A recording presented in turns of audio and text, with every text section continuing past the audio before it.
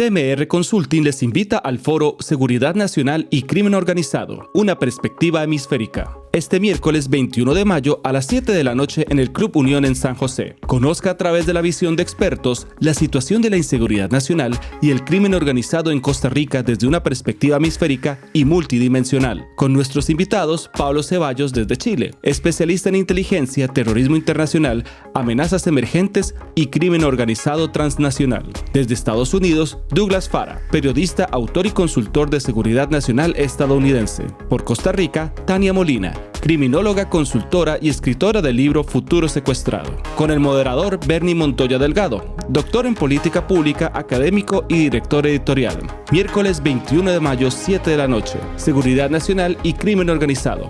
Una perspectiva hemisférica. Traído por TMR Consulting con el apoyo de Cadexco y editorial D3. Para reservaciones...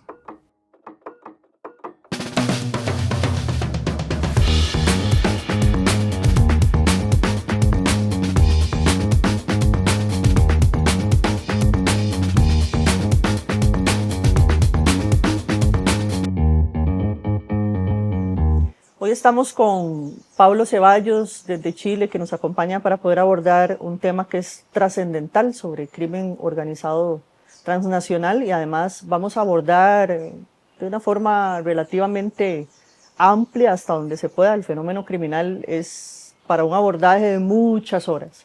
Sin embargo, va a ser un abrebocas para el foro o de cara al foro que vamos a tener en Costa Rica. Afortunadamente, vamos a contar con la presencia de Pablo el 21 de mayo en el Club Unión. Ahí vamos a tener un desarrollo ya mucho más amplio de estos temas. Él nos acompaña hoy y estoy muy honrada, Pablo, como siempre, de que puedas sacar ese espacio para poder ilustrarle a la gente. Pablo Ceballos es investigador, consultor, experto sobre crimen organizado transnacional, con un énfasis muy puntual sobre toda América Latina. Bienvenido, Pablo. Muchas gracias, Tania. Muchas gracias por la invitación. Qué honor conversar contigo. Felicitaciones por tu libro. Y bueno, tenemos muchos desafíos para adelante, complejos, desafíos que obligan cierta integración de conocimiento, cierta integración de ideas, en búsqueda de lo que todos queremos: una sociedad más segura, una sociedad más libre, una sociedad menos manipulada. Pablo, sobre las amenazas que se ciernen sobre toda América Latina, pero puntualmente lo que has logrado investigar de Centroamérica y de Costa Rica, obviamente hay que ponerle un acento especial, de eso se trata, se va a tratar el foro, es un asunto que es regional, que es hemisférico y que además es mundial. Pero de lo que has logrado investigar, yo sé que estás por muchos de los países de América Latina, viendo temas del crimen organizado y de los mercados puntuales, del tráfico internacional de la cocaína, la marihuana, las drogas sintéticas, mercados que tienen que ver con contrabando y que además tienen una relación ahora también con sistemas adaptativos complejos, los mismos facilitadores, entre otras cosas. ¿Cuáles de esos mercados criminales y actores criminales son los que principalmente deberían de preocuparnos desde Costa Rica? Nosotros lo que hemos ido observando en nuestras diferentes investigaciones de campo en América Latina es que existen al menos tres condiciones que potencian el crimen organizado. La primera condición, obviamente, son la existencia de economías ilícitas explotables, ¿no? Economías ilícitas que puedan significar una ganancia para alguien. El segundo componente es que esas economías ilícitas sean explotadas por estructuras criminales organizadas que tengan una intención de permanecer en el tiempo más allá de un espacio temporal. Y el más dramático de todo, y el menos estudiado, son las condiciones sociales. En las condiciones sociales involucramos también condiciones geográficas, conocimiento, capacidad. Costa Rica tiene un eje que hay que observar con preocupación, no solamente por Costa Rica, sino por todo lo que significa para América Latina. Costa Rica es un país que no tiene ejército, que es internacionalmente reconocido como el lugar de los consensos, ¿no? Pero que tiene miradas o tiene unas actividades portuarias que pueden estar hacia dos de los principales océanos del mundo, ¿no? De mayor actividad. Por lo tanto, además de eso, es un lugar de tránsito y de oleadas migratorias, es un lugar de asentamiento con estructuras locales que están aprendiendo de estructuras criminales mucho más fuertes, ubicadas hacia el norte o que había avanzado desde el sur. Por lo tanto, creo que el diagnóstico compartido que podemos tener es que la democracia, el Estado de Derecho, en países como Costa Rica, como lo fue Chile, como fue Ecuador hace un tiempo atrás, están en riesgo por estas nuevas dinámicas de crimen organizado. Dinámicas de crimen organizado que intentan, como modelo económico, tomar las ganancias de las economías ilícitas e inyectarlas en la economía formal. Hay dos caminos para hacerlo. Una es por la violencia, ¿no es cierto?, por la intimidación, y el otro camino es por la corrupción, es modificar las políticas públicas de un país. Yo creo que tenemos que tener mucha atención, son muchos los desafíos, y hay mucho el aprendizaje que probablemente existe ya en Costa Rica, de expertos como tú, de otras personas que están estudiando esto, y lo que necesitamos nosotros es integrar, porque el crimen organizado funciona en red, y creo que la mejor forma de enfrentarlo también es en red.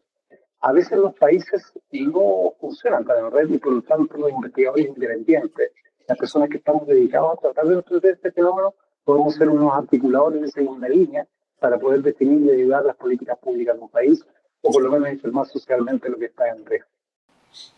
Bueno, y ahí es importante, yo siempre señalo y lo hemos conversado en Costa Rica porque no estábamos acostumbrados a los niveles de violencia que tenemos hoy. Hay un desdoblamiento permanente, aunado a que las autoridades, por supuesto, han politizado completamente la seguridad, y eso es muy desafortunado, y actualmente nosotros estamos en un proceso preelectoral donde el botín es el tema de seguridad, precisamente por eso, porque estamos con cifras que están desbordadas.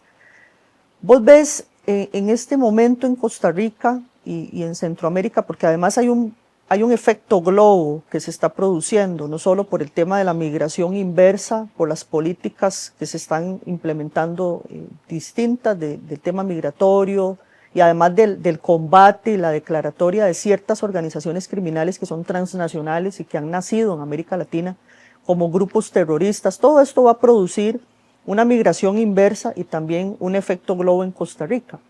Y ahí es donde nosotros tenemos una dualidad mayor en cuanto a cómo lidiamos con los temas, con o sin Estados Unidos, cuando hoy se retrae Trump con los financiamientos, con la colaboración, con los apoyos logísticos, pero más allá de eso viene a decir con su máximo representante Marco Rubio que somos en Costa Rica un país amigo. ¿Cómo hace un país tan pequeño como este, que además está ubicado estratégicamente y que ha recibido un tsunami de drogas y que además también nos posiciona hoy por hoy, en la mayoría de los casos, por lo menos el 75% de los homicidios dolosos están relacionados con las pugnas por el control territorial?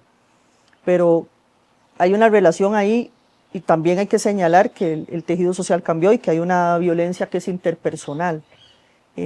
Pero tenemos todos estos temas que son globales, que son regionales, geopolíticos, también económicos, señalamientos que viene a hacer Estados Unidos, vienen a ponernos prácticamente un regaño en cuanto a la relación que podamos tener comercial con China. Pero ¿cómo ves qué puede hacer un país tan pequeño con 5 millones y un resto de habitantes para lidiar con crimen organizado transnacional y agentes extracontinentales que están tomando el control, pero que de alguna forma también se han visto poco a poco aceptados, porque además el hermano mayor, que es Estados Unidos, para un país como Costa Rica, en muchos términos académicos, logísticos, operativos, de inteligencia, etcétera, siempre se ha visto como ese referente y ese hermano mayor. Entonces, y ahí cierro con la idea, nos llaman la atención porque no podemos tener una relación amplia con China o con agentes extracontinentales, pero al mismo tiempo se retrae en cuanto a los apoyos y la colaboración. Y también nos utilizan y nos dicen, vamos a enviar aviones con migrantes, que también llama mucho la atención, que son no solo latinoamericanos, sino extracontinentales. Entonces es un caldo de cultivo enorme por la fragmentación y por los temas políticos que se están manejando desde los Estados Unidos e incluso, por supuesto, también desde Costa Rica, desde lo local, ¿Cómo hace un país como este para poder lidiar con la expansión? Porque ya es un tema de expansión del crimen organizado. ¿Cómo lo ves? ¿Cuáles pueden ser las claves? Lo primero es que efectivamente lo que tú relatas es la descripción de una tormenta perfecta, pero con un componente muy complejo. Y la falta de financiamiento para estudiar estos fenómenos que estamos observando en América Latina va a generar un espacio de oscuridad muy largo, probablemente. Cuando volvamos a encender esa luz, todo lo que conocíamos o pensábamos que era, no va a ser necesariamente lo que estamos viviendo. Y eso va a afectar específicamente a las poblaciones más vulnerables y a los gobiernos más inestables o a las sociedades más fraccionadas, más divididas. Eso requiere una cosa. Costa Rica es un país muy especial, es un país muy diferente a mucho de lo que nosotros estamos acostumbrados a ver en América Latina, pero también esa diferencia hace que los costarricenses se sientan también muy diferentes y piensen que a lo mejor los fenómenos no los van a golpear a ellos, a todo el mundo va a pasar y van a quedar ellos absolutamente herméticos. Eso no es, lamentablemente sería un ideal, pero no es cierto. Por lo tanto, la solución de Costa Rica tiene que venir de Costa Rica. Y lo que se requiere no es menos política, se requiere mejor política para entender.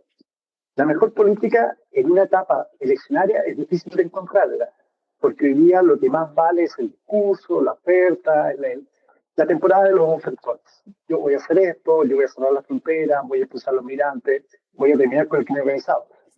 Uno debiera, como de la sociedad, preguntarse, bueno, qué maravilla, ¿cómo lo vamos a hacer? Porque nadie lo ha logrado, ¿no? ¿Cuál es el plan para poder ejecutar eso? Y ahí viene quizás uno de los problemas más comunes de Latinoamérica, que los gobiernos se están comiendo los estados. La gente sabe que su periodo gubernamental es acotado y por lo tanto los grandes desafíos de Estado no los voy a tocar. Voy a tocar lo inmediato solamente. Y hoy día los grandes desafíos de Estado que tiene América Latina y que tiene Costa Rica, por ejemplo, el desafío del sistema penitenciario costarricense o el desafío del resguardo de su actividad marítima portuaria que va en expansión, el resguardo de sus cadenas de suministro, el resguardo de sus autoridades, la protección de sus testigos, la forma como van a investigar el crimen organizado, la forma como van a segmentar a los criminales que ustedes detengan en su territorio, o la forma como van a enviar a esos criminales en caso de que haya una extradición solicitante de un país. Porque no es lo mismo responder a una solicitud de extradición de un criminal que Chile esté pidiendo la extradición de otro que esté siendo pedido, por ejemplo, por Venezuela o por Salvador. Hay muchos componentes que hoy día hay que observar.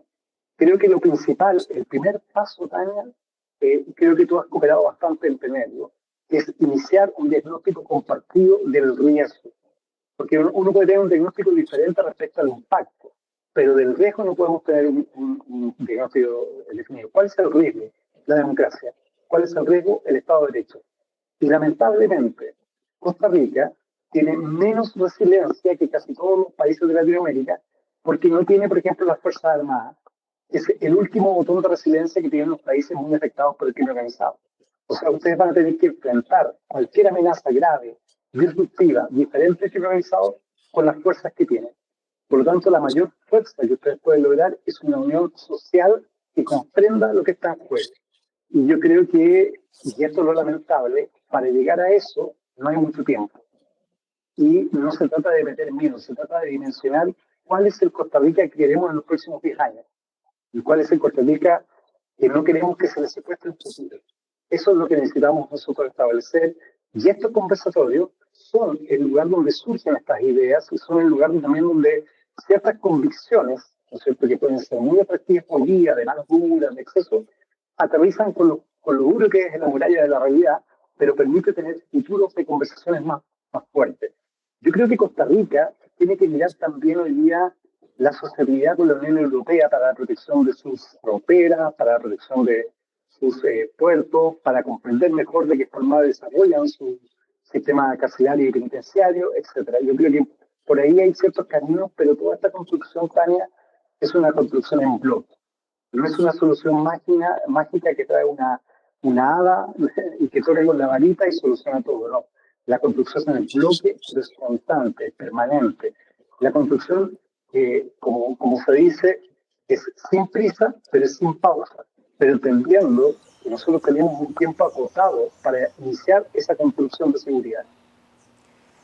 Qué complejo, muy complejo, porque estamos en un momento que no solo estamos atravesando los años más violentos, los índices de violencia general y además de homicidio doloso, que es histórico para el país, sino también toda esa penetración del crimen organizado que ha traído una estela de sangre tremenda, porque lo que estamos viendo hoy por hoy en la calle es eso, es esa pugna por el control territorial que definitivamente yo creo que por las etapas que lo has dicho y lo has escrito, por las etapas de asentamiento del crimen organizado, yo sé que no es lineal, puede ser circular, podemos ir y venir, ¿verdad?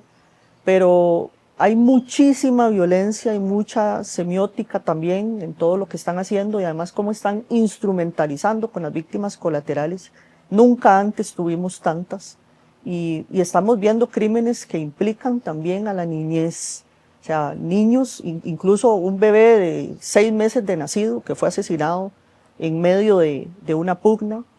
Y es algo absolutamente tremendo, pero los costarricenses no lo están viendo.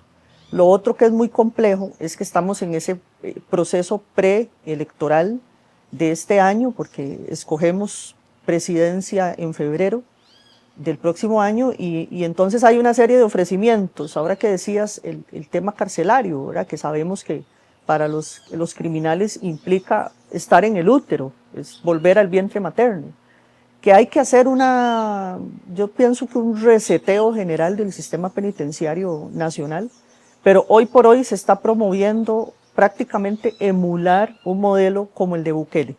El ministro de Justicia y Paz acaba de ir a El Salvador y bueno, viene con bombos y platillos a contarle en una gira de medios a todo el país que Costa Rica debería de reproducir un sistema carcelario similar al de El Salvador. Sabemos que hay que hacer modificaciones, no solo ahí, sino desde todas las ópticas, porque también tenemos un recurso policíaco muy limitado, apenas 13.500 hombres y mujeres es el pie de fuerza de Costa Rica, necesitamos al menos el doble. Sin embargo, ese es uno de los problemas mayores, que es plantear soluciones que son muy populistas, que además emanan y permean, ¿verdad?, a todos los países de América Latina, el querer imitar un modelo como el de Bukele. Dijiste al principio algo sobre, y siempre se pone énfasis en eso, no vos, sino en términos generales cuando se analiza el tema de Costa Rica. Costa Rica es un país sin ejército.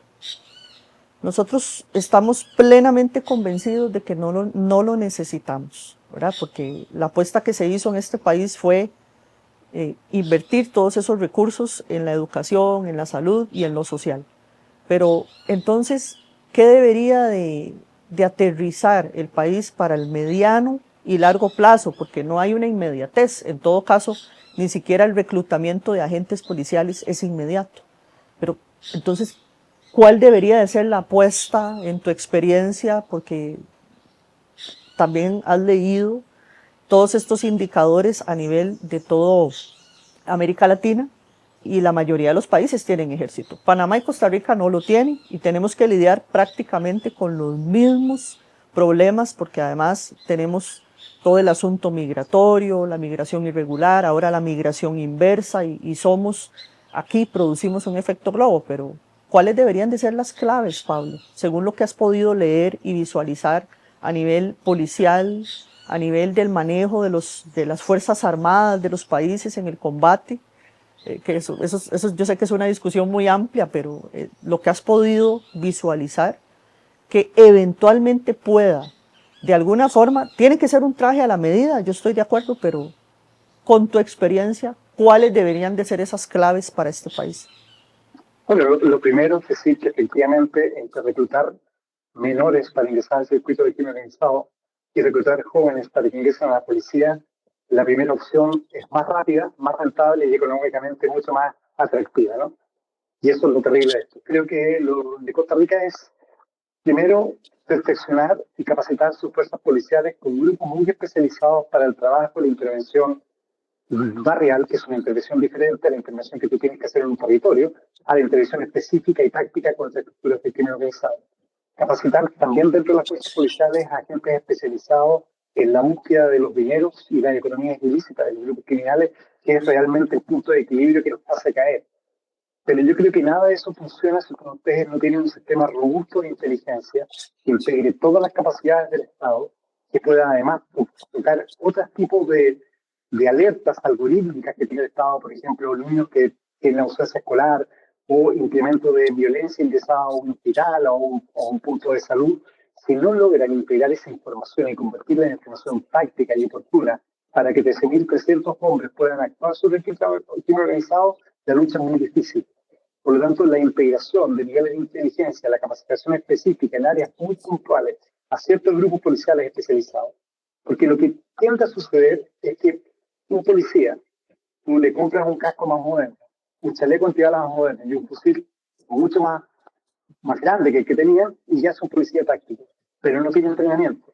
Y ese policía táctico tú lo puedes llevar para un partido de fútbol, para cuidar a un policía, para intervenir en un grupo criminal o para hablar con una señora en una población que está siendo controlada por el crimen organizado.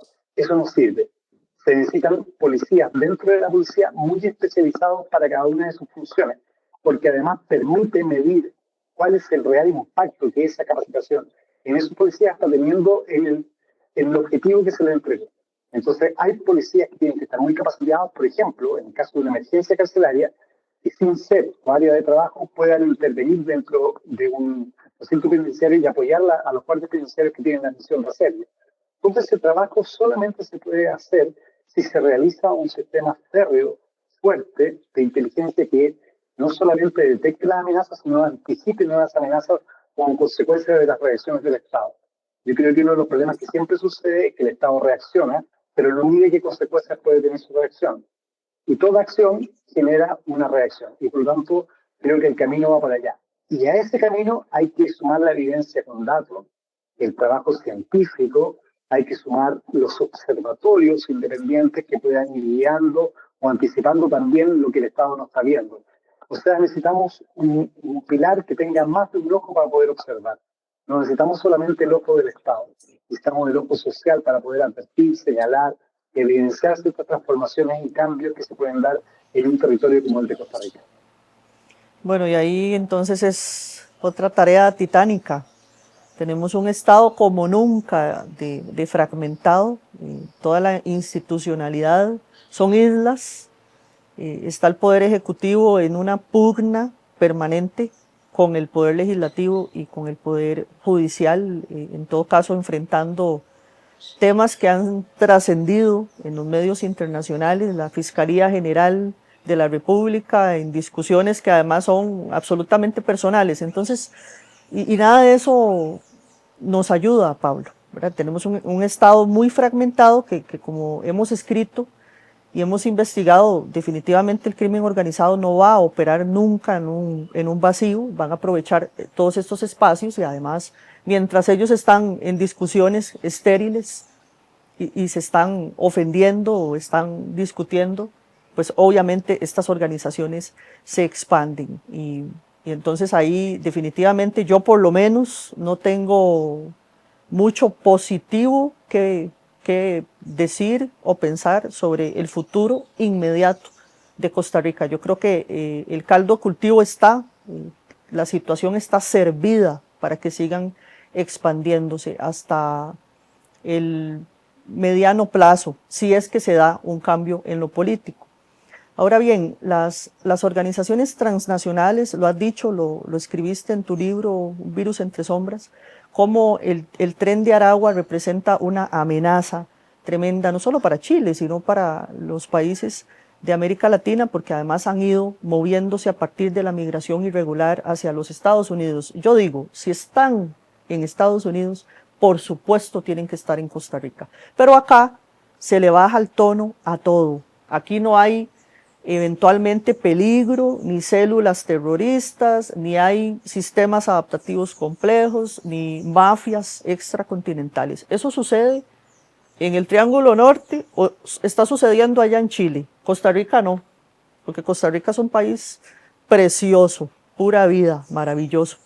Y esa es también un poco la narrativa oficial, ¿verdad? No solo el sentimiento por idiosincrasia del costarricense, sino eso viene permeado desde el discurso oficial. Y a mí me parece que es dramático porque es engañar a la gente. Entonces, una de las primeras cosas que habría que hacer es tener esa conciencia que señalabas al principio. Pero más allá de eso, de cómo muchos estamos en lo privado o desde las ONG o en los centros de pensamiento señalando por dónde vamos, qué es lo que está pasando, por dónde estamos transitando. Más allá de eso, ¿qué deberíamos de estar haciendo con una amenaza como la que has estudiado muy bien, que puede representar para este país con el Tren de Aragua? Bueno, lo primero es asumir. Y cuando es difícil asumirlo por esta idiosincrasia creada de que esto no sucede, quizás la pregunta es, bueno, dejemos a las personas que creen que esto no sucede y digámosle, ya, está bien, no sucede.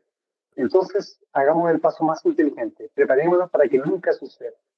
Quizás ahí nadie puede bajarse de ese carro y todos tienen que sumarse a ese carro. Y yo creo que a Chile le pasó lo mismo. Chile también pensábamos que éramos diferentes, que vivíamos en un vecindario muy malo y que nosotros teníamos la mejor habitación del vecindario porque teníamos fronteras, montañas gigantes, estábamos al final del mundo, teníamos un mar gigantesco, nada nos podía afectar, nos afectó. Y no es porque seamos chilenos, ni no es porque tuvimos una política que no se dio cuenta, sino porque Tania es la realidad. El crimen organizado hoy día es un fenómeno global, no es un problema de Costa Rica, no es un problema de Chile, no es un problema de Ecuador. El problema grave es que este fenómeno real impacta más fuerte en los países que están fragmentados, divididos, o en los países que niegan la posibilidad de que este fenómeno se desarrolle. Y eso lamentablemente no tiene vuelta atrás. Nadie se hace responsable del periodo que se perdió para no prepararse. Entonces, creo que una de las cosas más eh, productivas que tiene Costa Rica para enfrentar esta amenaza es su gente. Que independiente a que algunos no crean o políticamente no se confirme, su gente es una energía muy especial que canalizada para la protección de lo que han construido puede ser útil. Lo importante es entender que no somos profetas del miedo, no somos personas que están advirtiendo algo, somos simplemente testigos, observadores de un fenómeno contemporáneo que no sabemos cómo va a terminar, pero sabemos que en algunos países ha sido existencial para la continuidad democrática o para su Estado de Derecho. Sí, ¿qué deberíamos de estar haciendo en términos migratorios, por ejemplo? Porque también lo hemos señalado, ¿verdad? Pero es complejo. Ese es un punto complejo, sobre todo por lo que significa Costa Rica en relación a los derechos humanos y porque se ha establecido que la migración es un derecho humano también. Lo que pasa es que lo que hay que definir es que sin tanto temor a las consecuencias de decir una palabra, señalar que la migración siempre es útil, siempre es beneficiosa cuando es regulada. Yo no puedo invitarme yo a tu casa sin avisarte que voy a ir. Y a lo mejor tú me vas a dar ciertas condiciones. Mira, ven a mi casa el día sábado a tal hora, llega por tal parte, etcétera. Yo creo que la regulación es algo que no es sinónimo de ser racista ni ser anti-migración. La regulación es sinónimo de ordenar y prepararnos. Porque efectivamente uno puede abrir las puertas a todo el mundo, como pasó en Chile, pero el sistema de salud no puede sostener a todo el mundo.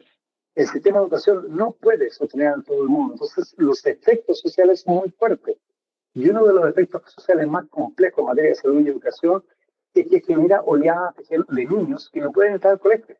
Y esos niños que no entran al colegio terminan en circuitos del crimen organizado. Por lo tanto, una de las primeras cosas que creo en materia de migración es ordenarse. Lamentablemente, Costa Rica hoy día es una ruta de migración. Pero esa ruta de migración puede convertirse, conociendo lo hermoso que es tu país, las maravillosas oportunidades que se dan, no en una ruta, sino en un destino migratorio como ya está sucediendo. Pero detrás del destino migratorio, muchas veces estructuras criminales se ocultan para explotar la irregularidad de la migración. Porque esa gente que sale de un país que es un desastre, que tiene que buscar alternativas para su hijo, que quiere que su hijo no termine el crimen organizado, terminan llegando a países de forma irregular, asentándose regularmente, y como el Estado no está presente en esa zona, llega al otro Estado, el paraestado. El crimen organizado que le dice, mira, tú vas a vivir aquí, pero me pagas a mí. Tú vas a tener protección, pero me pagas a mí. Muchas comunidades migrantes que huyen de condiciones que son dramáticas, terribles para ellos, en busca de un nuevo destino, muchas veces tienen que recurrir a la informalidad, a la irregularidad, hoy día más que nunca con lo que está pasando en Venezuela. Pero también estructuras criminales ven en esa necesidad una explotación para su economía ilícita extraordinaria, porque saben que como no pueden pasar regularmente esas personas, alguien tiene que pasarlas. Ellos se encargan de eso, pero una vez que llegan a su destino, también las ubican en lugares específicos donde el Estado que los recibe no sabe de su existencia. Y por lo tanto, esa estructura criminal pasa a ser un paraestado, que ofrece protección, que ofrece trabajo, que ofrece un terreno, pero también exige que les paguen por eso y que todo lo que vean y todo lo que suceda dentro de sus barrios no se cuente ni se sepa. Eso va aumentando la cifra negra, va aumentando una forma de ecosistema criminal donde coexisten personas que tienen que vivir en un mundo que comprenden. Pero lo más terrible de todo es que hay niños que nacen en ese ecosistema pensando que ese es el sistema ilícito que tienen los países. Y eso es lo dramático. Costa Rica tiene que tomar las amenazas en serio. Costa Rica tiene menos tiempo, pero además tiene una cultura que tiene que adaptarse a las nuevas amenazas. Y no es una cultura que vaya en contra de su tradición democrática, es una cultura que comprenda que la seguridad y democracia no son antónimos. Y seguridad y derechos humanos no son antónimos. Seguridad y protección de las personas no son antónimos, son cosas que son complementarias y que hay que atrever a decirlas y atrever de ejecutarlas. Y una de las formas de ejecución, sobre todo en Costa Rica, es un diagnóstico compartido y dejar de pensar que ustedes son inmunes a algo que está afectando a toda la sociedad. Bueno, eso es súper clave, Pablo, lo que acabas de decir. Es ese sentimiento que hay generalizado de que Costa Rica es inmune. Me quedo con ese cierre, agradeciéndote. Yo sé que ya casi nos vamos a ver. Hay que convocar a la gente por medio de este canal, que es el canal del podcast, para que puedan participar del foro. Ahí vamos a ampliar todos estos temas. Vas a poder sensibilizar a todo el foro sobre la importancia de asumir con responsabilidad y entender que nosotros no somos inmunes y que esto se está expandiendo y definitivamente si no hacemos algo ya, lo vamos a lamentar muy pronto. Pablo, muchas gracias por tu tiempo. Nos vemos el 21 de mayo en el Club Unión para poder expandirnos con estos temas y que toda la gente que va a estar en el foro saque provecho, se concientice y además pueda lograr hacer parte también desde la sociedad civil de las soluciones. Muchas gracias, Tania. Ahí vamos a estar y quizás una reflexión final a lo que acabas de decir. Nosotros nos vamos a arrepentir, pero las generaciones que vienen detrás de nosotros, nuestros hijos, nuestros nietos, nos van a culpar. Muchas gracias. Gracias, Pablo. Y gracias a ustedes. Ahora seguimos con Douglas Fara, que nos acompaña desde los Estados Unidos también para poder analizar el tema del crimen organizado transnacional de cara al evento que vamos a tener el 21 de mayo a las 7 p.m. en el Club Unión.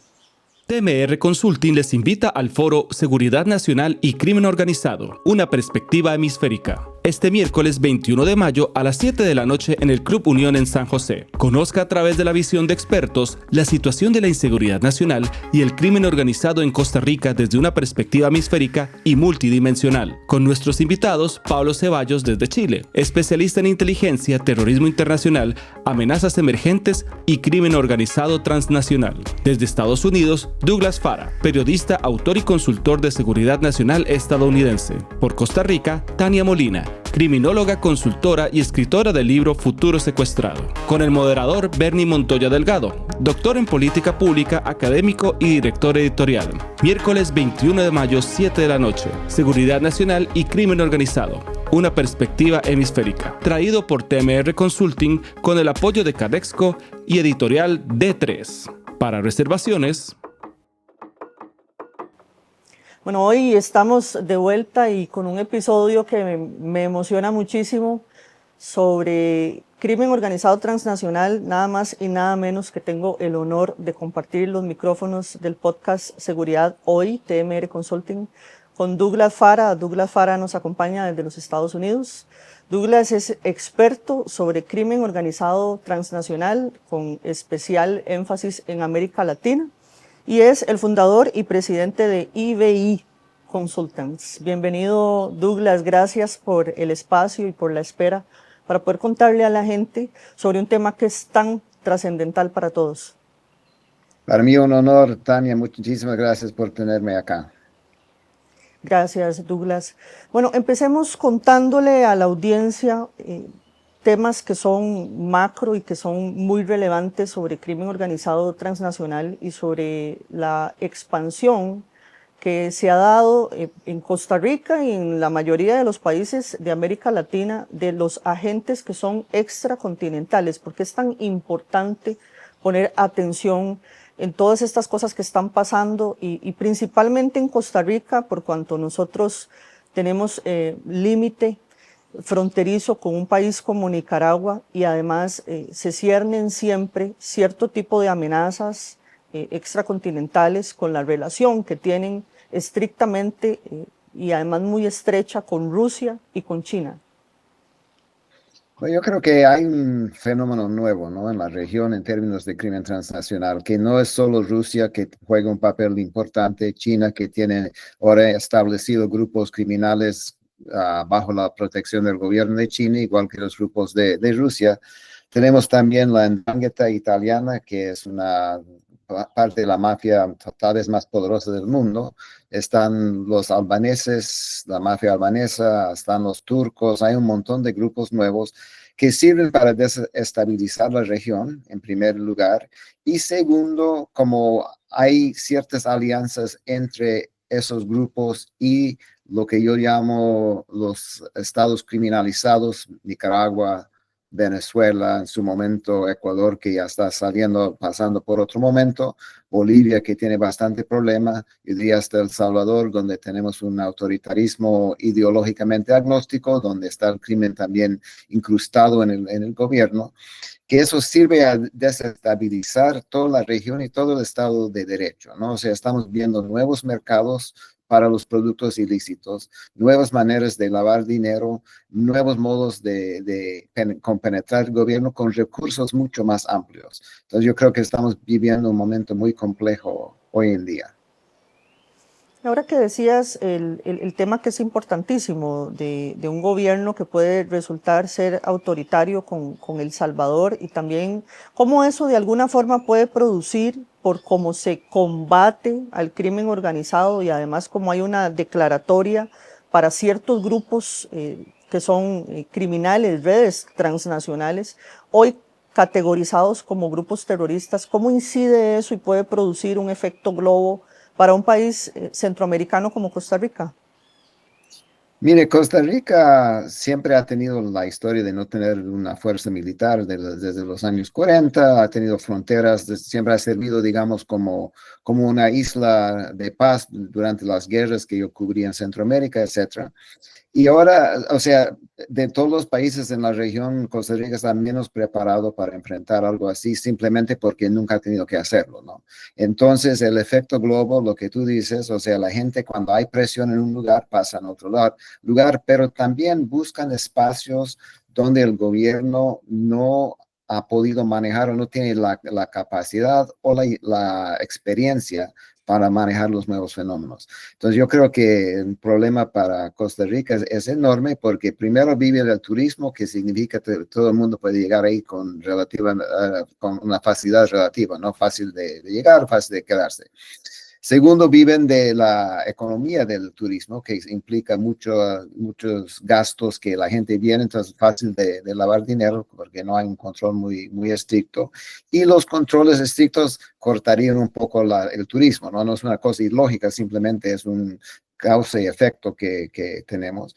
Y está a un lado el gobierno de Bukele, que tiene bastante, digamos, integración con grupos criminales. Yo creo que lo que estamos viendo hoy en día no es que los gobiernos autoritarios estén combatiendo el crimen transnacional, sino los está absorbiendo dentro del gobierno. Lo que ha hecho Ortega, obviamente, ya un control total de todos los grupos que operan en Nicaragua están bajo control de Ortega Murillo.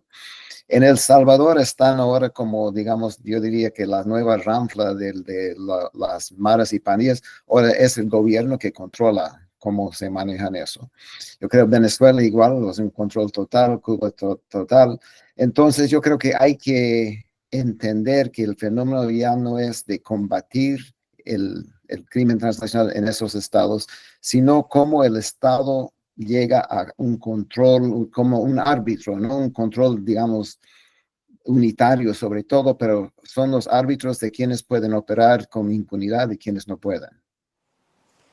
Y así es como definitivamente pueden lograr bajar las tasas de homicidio. Entonces, ¿vos pensás que un país como Costa Rica eventualmente tendría que entrar en dinámicas de alguna forma de pacto con estas organizaciones para poder bajar toda esa tasa de homicidio que además ahora está disparada? Nosotros estamos manejando cifras de homicidio doloso que son históricas.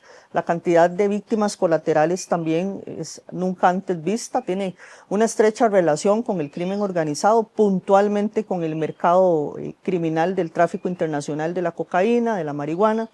Las drogas sintéticas no juegan un papel tan relevante hoy por hoy en el país. Afortunadamente no. Sería una cosa, una locura cuando eso llegue, porque sabemos que va a llegar. Tiene que ver con las etapas del asentamiento del crimen organizado, de cómo además ellos están hoy por hoy pugnando por el control territorial entre todas las bandas. Pero entonces, un país como el nuestro, con lo que has estudiado, con todo lo que has podido ver a nivel hemisférico y además mundial, ¿qué puede hacer Costa Rica con todas estas amenazas que sí o sí están llegando y que además se están asentando? Porque no tenemos ejército, eso además es para los costarricenses impensable. Para nosotros es un asunto absolutamente, por más absurdo que pueda sonar para quienes viven en países con ejércitos, ese es un asunto icónico de la forma de ser de muchísimos de nosotros, ¿verdad? Es una cosa además simbólica, muy importante para el tejido social, pero ahora hay voces que se escuchan mucho más en términos de combatir de una forma cuasi militarizada, como si además eso fuese la solución. ¿Cómo puede hacer un país como este para combatir todo lo que sí o sí está llegando y se está asentando? Bueno, yo creo que es la pregunta para la sobrevivencia no solo de Costa Rica, sino de los países que viven en un estado de derecho en todo el hemisferio, ¿no? Yo creo que hay cosas muy claras que han demostrado ser exitosos o dar ciertos resultados positivos en la lucha contra el crimen transnacional, que los gobiernos tardan mucho en tomar, pero cuando tomen estos pasos ayuda un poco y es a largo plazo, o sea, no va a haber una solución inmediata, ¿no? Es una cosa que la gente muchas veces no entiende. Entonces yo creo que primero tienen que desarrollar un sistema de inteligencia interna que no es contra los enemigos políticos, que es el gran fallo en todos los sistemas de inteligencia en muchas partes de Latinoamérica, que van tras los enemigos políticos en vez de entender la situación real del país, que la inteligencia es vital para eso y las leyes de inteligencia son vitales para eso. Yo creo que la otra cosa sumamente importante es tomar la decisión de enfrentar estos grupos dentro del marco de la ley, ¿no? O sea, la cosa que ha desviado lo que está haciendo Bukele en El Salvador, por ejemplo, es tomar un estado de excepción prolongado 3 años y meter 85,000 personas a la cárcel sin cargo, sin posibilidad de salir. Es absurdo, no es una manera de combatir nada. Pero también no hay que dudar en tomar las medidas duras que son necesarias para enfrentar a estos grupos. Son armados, son violentos y quieren el territorio, ¿no? Entonces, la parte fundamental no es una pelea, una lucha en la atmósfera arriba, como así, es hectárea por hectárea, cuadra por cuadra en las ciudades donde ellos buscan tomar control y donde queda restarles control. Entonces hay que ver el fenómeno de oferta y demanda, ¿no? Si a los jóvenes no hay oferta, digamos, de un trabajo legal, de donde pueden ganar una vida decente, la vida de la delincuencia, del crimen transnacional, del narcotráfico específicamente, que rinde mucho, o trata de personas, otras cosas que pasan por Costa Rica, van a optar por eso si no ven otras posibilidades. Yo no creo en todo lo que he visto en los 40 años que estoy trabajando en esto, que la mayoría de la gente que comienza en el crimen transnacional quiere estar ahí o se vinculan solo por el dinero. La gran mayoría, o por lo menos muchos, se vinculan porque no hay opción de otro trabajo para sobrevivir. Entonces yo creo que el Estado tiene que enfocarse en esa oferta a la población, especialmente a los jóvenes, para poder restar esa parte tan favorable que parece el crimen transnacional. Y tercero, yo creo que hay que entender que ahora las cárceles y los puertos son los puntos de entrada del crimen transnacional y enfocar las políticas en controlar las cárceles para que no sean ahora, estamos viendo en Chile, estamos viendo en muchas partes donde ya en Ecuador también los jefes del crimen transnacional quieren estar dentro de la cárcel. Para ellos es más seguro estar adentro y controlar su imperio desde adentro. Entonces eso implica muchas cosas para todo el sistema carcelario.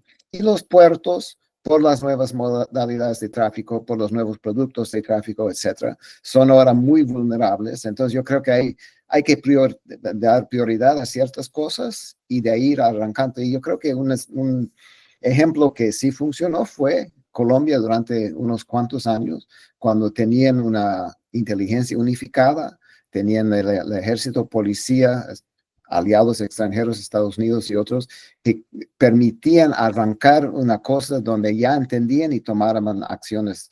Ahora, ustedes tienen también el gran problema ahora que la administración de presidente Trump no va a dar ayuda, ¿no? O sea, es una cosa donde va a haber vacíos que antes no eran tan visibles para poder llevar a cabo eso, pero eso toca hacer, ¿no? O sea, no hay otra manera de no caer en estar en un estado criminalizado.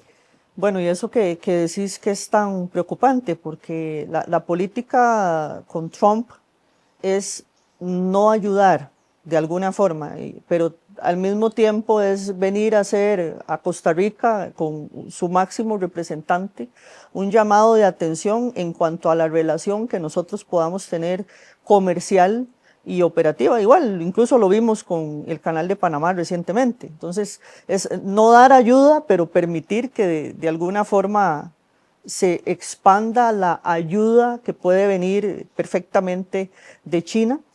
China tiene una gran participación comercial, sin embargo sigue siendo Estados Unidos nuestro mayor socio comercial, ahí exportamos muchísimo, pero es esa dualidad, ¿verdad? De no colaborar en términos de estos recursos que son no solo económicos, sino también logísticos. Sin embargo, ahí hay un tema que me llama la atención y da pie para otra consulta.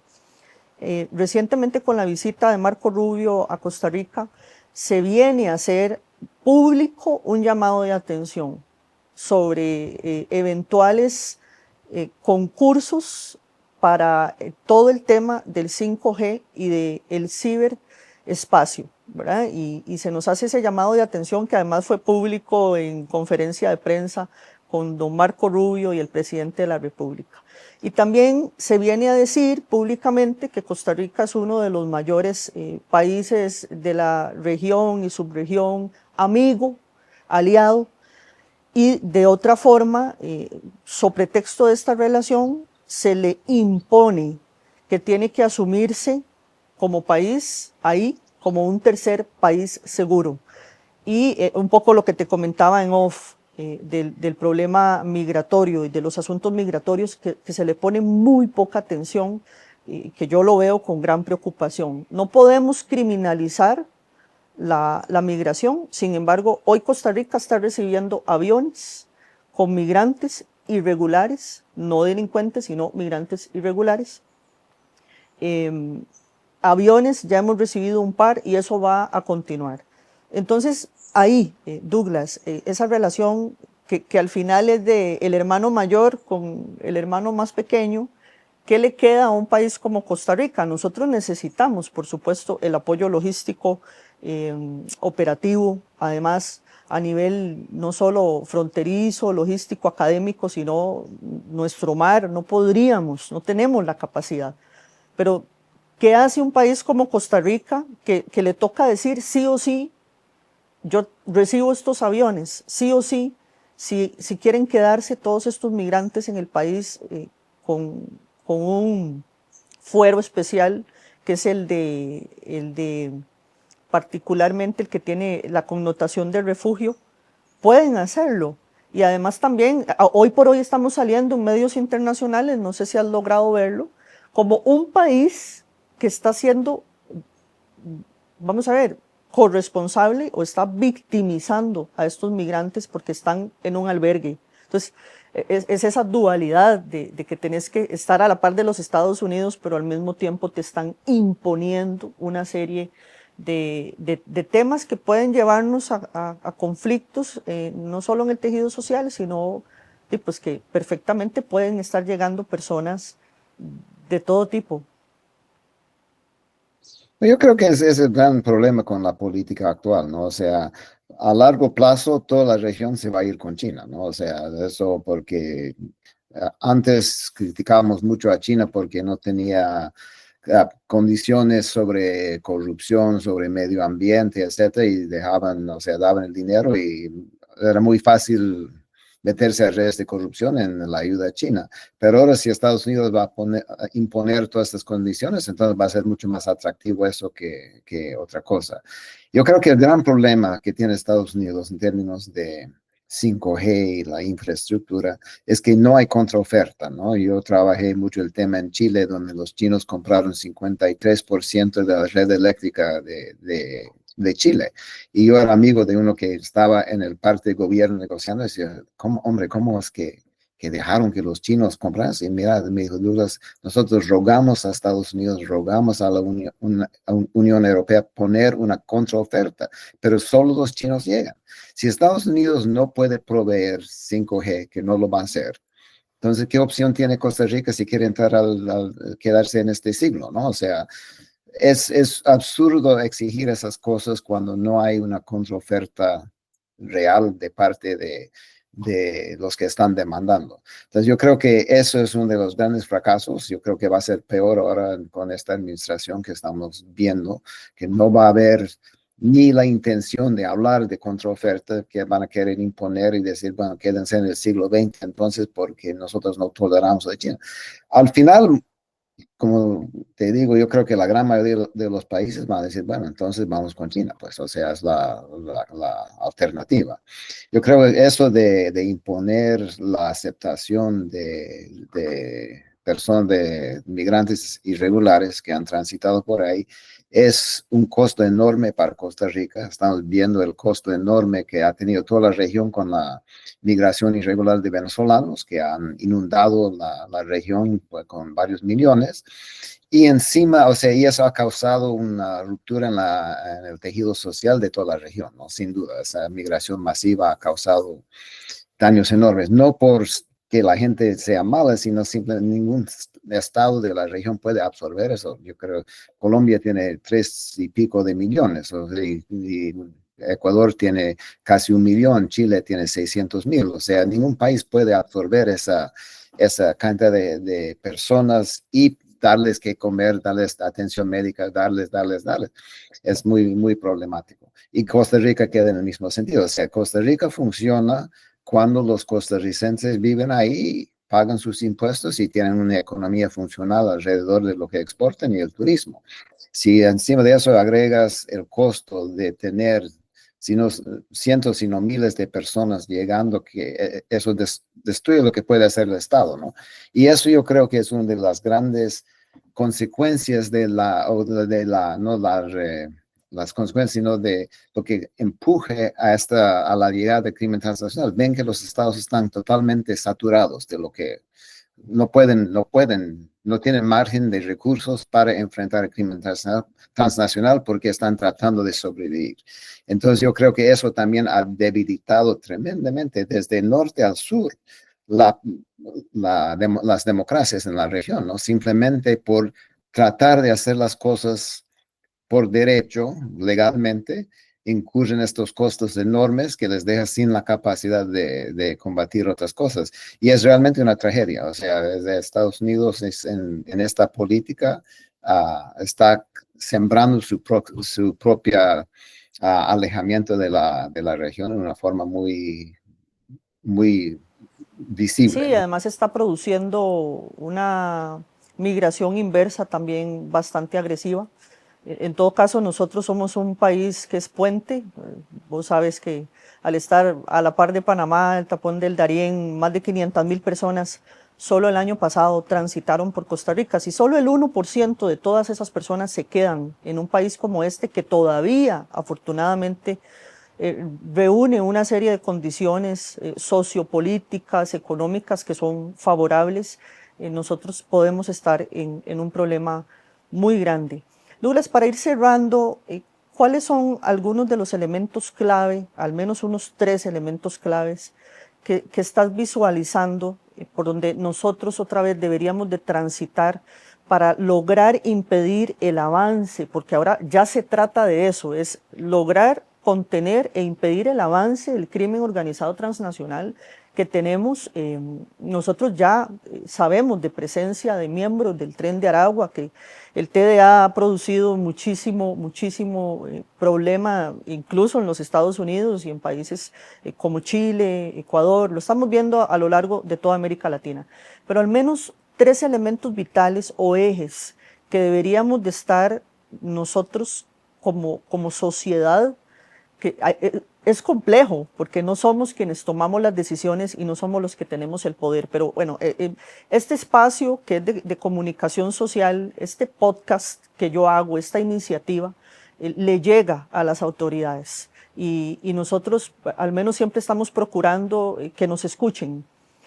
Para las autoridades, para gobernación, para seguridad, para todo el tema migratorio, 3 elementos clave que tenemos que considerar con urgencia. Yo creo que el primer paso es entender el fenómeno, ¿no? Hay muy poco entendimiento real de lo que está pasando y la tendencia de los países tradicionalmente pacíficos como Costa Rica, como Chile, como Uruguay, donde hemos estado trabajando mucho, es negar que algo esté pasando. No, aquí no puede pasar eso.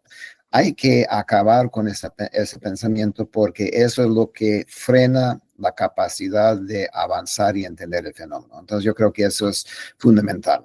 Yo creo que la otra cosa es buscar nuevos aliados, ¿no? Yo creo que por el fenómeno de los nuevos mercados de la cocaína y muchas cosas, hay ahora la Unión Europea, especialmente los italianos que tienen gran experiencia, tienen ahora no tanto dinero, pero el deseo y la voluntad y la posibilidad de capacitar gente en la región de una manera distinta a Estados Unidos, pero no antidemocrático, ¿no? O sea, mi temor en todo esto es que uno invite ya a los rusos, a los chinos que no funcionan dentro de un sistema de Estado de Derecho y democracia y llevan las fuerzas de la orden a un caos y abusos, ¿no? Yo creo que hay que buscar esos nuevos aliados, pero ya, ¿no? Yo creo que la tercera cosa que se vincula con la primera cosa es hay que preparar a la gente para que no vayan a pensar que esta cosa va a ser, la solución viene inmediatamente. El gran logro, yo trabajé muy de cerca en Colombia durante muchos años, el gran logro en una época fue ir a los empresarios y la gente que tenía recursos y decir, bueno, vamos a imponer nuevos impuestos, pero te vamos a decir dónde van a ir los impuestos. Nosotros necesitamos 20,000 tropas, cuesta tanto, ese impuesto que usted paga va a ir a eso y usted puede ver, no estamos recogiendo dinero para hacer, no, cosas muy concretas. Vamos a tener que pagar impuestos para estas cosas. Y tuvo una aceptación enorme. En todos los años que Estados Unidos estaba dando tanto dinero a Colombia, nunca dieron más que 4% del presupuesto militar a Colombia. Lo demás fue recabado por los colombianos, que fue una cosa que a mí me sorprendió haciendo el análisis, ¿no?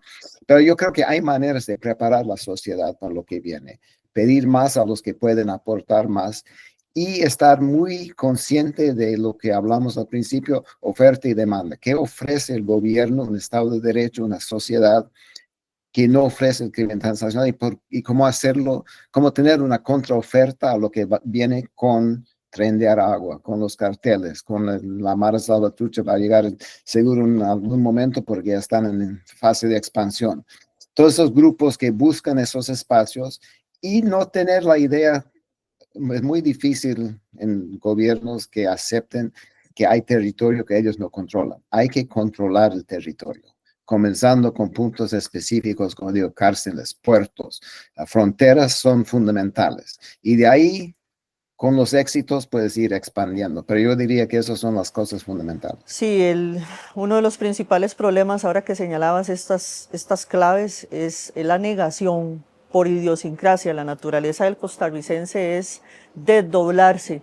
Yo siempre lo señalo en los podcasts, en la radio, en los medios de comunicación, incluso en el libro que recientemente publiqué, que ese es uno de los mayores problemas, concientizar, porque no estábamos familiarizados con todos estos fenómenos y por lo tanto, de pronto, Douglas, lo vas a sentir ahora que estés presente en Costa Rica, la gente cree que nada de esto está ocurriendo y que incluso los que estamos haciendo análisis del fenómeno criminal, los que somos criminólogos, los que nos dedicamos a investigar, a publicar, a escribir sobre esto, somos exagerados o tendemos a ser negativos, ¿verdad? Entonces, el desdoblamiento y la heterotipia, los mundos dentro de mundos, que incluso se trata de los otros, dicho hasta por el mismo presidente de la República, mientras sean ellos los que se maten, dicho por el presidente, son ellos los que se matan, nosotros no tenemos ningún problema. Eso es